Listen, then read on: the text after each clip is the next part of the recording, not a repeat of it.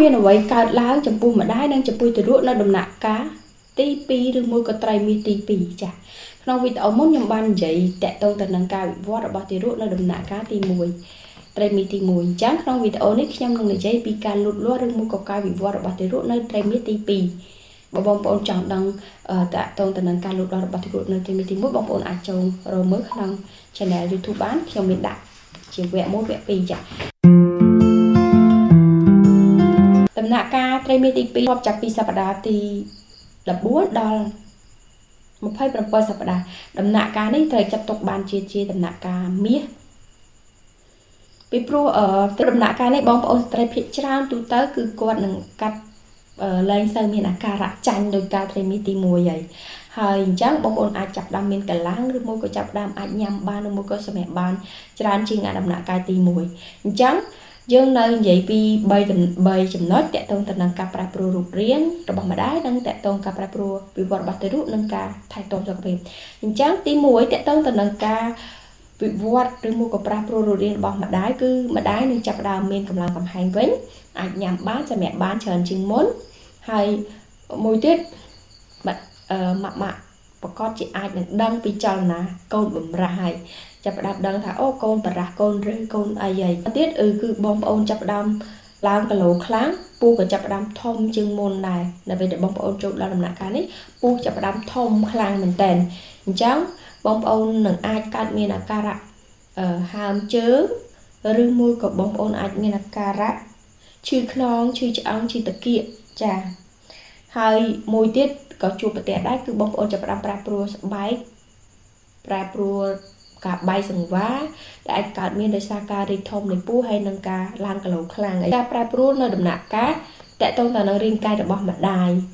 ហើយមួយទៀតយើងនិយាយតាក់ទងទៅនឹងការវិវត្តរបស់ទារកក្នុងដំណាក់កាលនេះទារកចាប់ផ្ដើមអាចប្រតិកម្មឮសំឡេងពីខាងក្រៅដូចជាសំឡេងឪពុកសំឡេងម្ដាយហើយអញ្ចឹងគាត់ចាប់ផ្ដើមស្ដាប់ឮពីសំឡេងខាងក្រៅឬមួយក៏ចាប់ផ្ដើមរំលោភជាមួយពលឺហើយដំណាក់កាលនេះប៉ាម៉ាក់ប្រកាសជាអាចអេកូឃើញដឹងភេទកូនស្រីឬមួយក៏ប្រុសបានហើយតាមរយៈការអេកូនៅពេលដែលកូនមានអាយុ18សប្តាហ៍ទៅដល់20សប្តាហ៍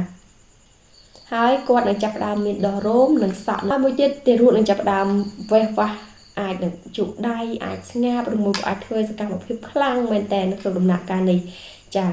ហើយបើសិនជាយើងប្រៀបធៀបពីទម្ងន់របស់កូនទៅនៅត្រីមាសទី2នេះទារកចាប់ផ្ដើមមានប្រវែងចាប់ពី35សង់ទីម៉ែត្រហើយទម្ងន់របស់គាត់ប្រហែលជាអាចឡើងដល់1គីឡូក្រាមចាទី3តកតងទៅនឹងធីបក្នុងការថែទាំសុខភាពសម្រាប់បងប្អូនដែលពពោះទៅដល់ត្រីមាសទី2នេះគឺបងប្អូនគួរតែព្យាយាមនិយាយជាមួយកូនព្រោះកូនចាប់ផ្ដើមស្ដាប់ឮអាចនិយាយឬមួយក៏ច្រៀងចម្រៀងស្រាលសន្ទុនដើម្បីឲ្យការវិវត្តរបស់កូននឹងល្អហើយធ្វើឲ្យកូននឹងក៏មានអារម្មណ៍ល្អប៉ាម៉ាក់ក៏មានអារម្មណ៍ល្អជាមួយកូនដែរហើយលើកទឹកចិត្តឲ្យព្យាយាមធ្វើលំហាត់ប្រាណបានក្នុងកំឡុងពេលនេះដូចជាការដើរឬមួយក៏ការហែលទឹកហើយដំណាក់កាលនេះក៏លើកទឹកចិត្តឲ្យម៉ាក់ព្យាយាមកេងផ្អៀងមកខាងឆ្វេងជាងការកេងផ្អៀងមកខាងស្ដាំខ្ញុំនឹងធ្វើវីដេអូមួយទៀតតាក់ទងទៅនឹងថាមូលហេតុអីបានត្រូវកេងផ្អៀងមកខាងឆ្វេងចាគ្រាន់តែប្រាប់ថាគួរតែព្យាយាមកេងផ្អៀងមកខាងឆ្វេងហើយមួយទៀតខ្ញុំលើកទឹកចិត្តឲ្យប៉ាម៉ាក់តអេកូក្នុងកំឡុងពេលនេះដើម្បីឲ្យដឹងអំពីការលូតលាស់របស់ទារកពាក្យទៅនឹងសរីរាង្គអីផ្សេងរបស់គាត់នឹងលូតលាស់ពេញលេញអត់មិនមែនឲ្យបងប្អូនទៅអេកូគ្រាន់តែដឹងភេទហើយអត់បានទៅតាមដានទៀតទេណាការអេកូដឹងភេទជារឿងមួយប៉ុន្តែអ្វីដែលសំខាន់គឺការលូតលាស់តកតងទៅនឹងរូបរាងរបស់គាត់ការប្រែប្រួលរបស់គាត់លូតលាស់ពេញលេញអត់មានកាពះពវៀនបិទចិត្តមានបេះដូងចំហឬមួយក៏មានសតិគូក្បាលបិទចិត្តអត់ព្រោះដំណាក់កាលនេះសំខាន់បើសិនជាបងប្អូនអត់ដឹងទេបងប្អូនຕົកកូនរហូតដល់ធំអីចឹងទៅគាត់មានពិការភាពពីកំណើតអីវាអាចនឹងជាដំណាក់កាលហួសពេលហើយមួយទៀតបញ្ជាក់ដែរនៅក្នុងដំណាក់កាលនេះម៉ាក់ពីចាប់ផ្ដើមមានអារម្មណ៍ថាឃ្លានខ្លាំងហើយញ៉ាំច្រើនគ្មានការប្រែប្រួលដូចខ្ញុំនិយាយនឹងអត់ជួយខមមិននឹងចែករំលែកបានហើយជួយ share សម្រាប់បងជួយ share សម្រាប់ឲ្យម៉ាក់ផ្សេងទៀតឲ្យគាត់បានដឹងហើយដើម្បីទទួលបានព័ត៌មានតាក់ទងទៅនឹងការថែទាំទីពោះ